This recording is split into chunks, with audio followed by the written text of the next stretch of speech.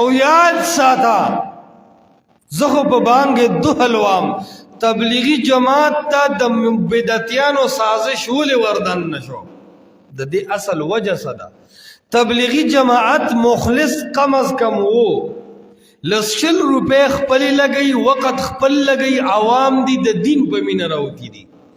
لیکن دا اهل بدع، دا شرک پرست او قبر پرست طبقه تبلیغی جماعت ته وردن نه په دوو وجو شو.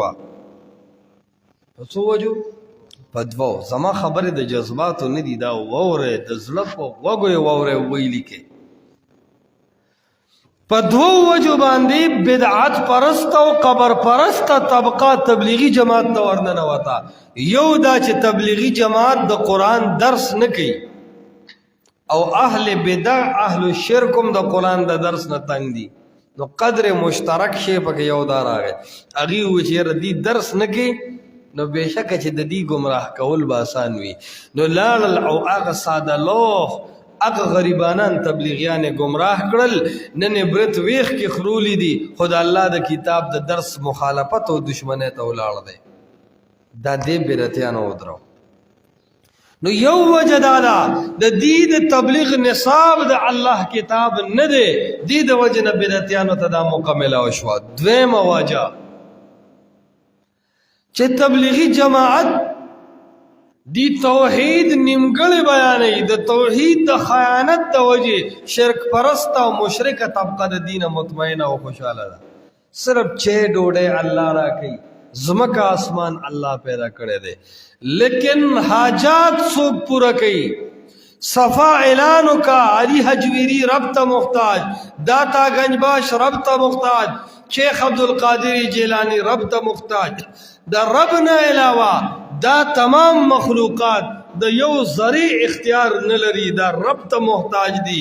یا ایها الناس انتم الفقراء الی الله. چې داسې توحید د بیان کو، د دعوت نصاب د قرآن کو، یا د قرآن له خپل شورا کې ځای ورکو اور کامل توحید د بیان کو، بدعتي او مشرک بیا په داسې تبلیغي کې کار نشي کولی. خکنه نه درس ته قرآن شته او نه کامل توحید شته، نو د بدعتي او د مشرک سره ستا څه ناڅه لاره کولاو شوه. چې لاره کولاو شوه نور ځای به شیطان او هغه پخپله کوي.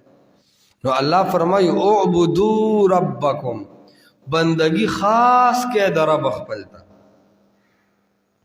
بندگی خاص کې د رب خپل ته. بندگی څه ته وایي؟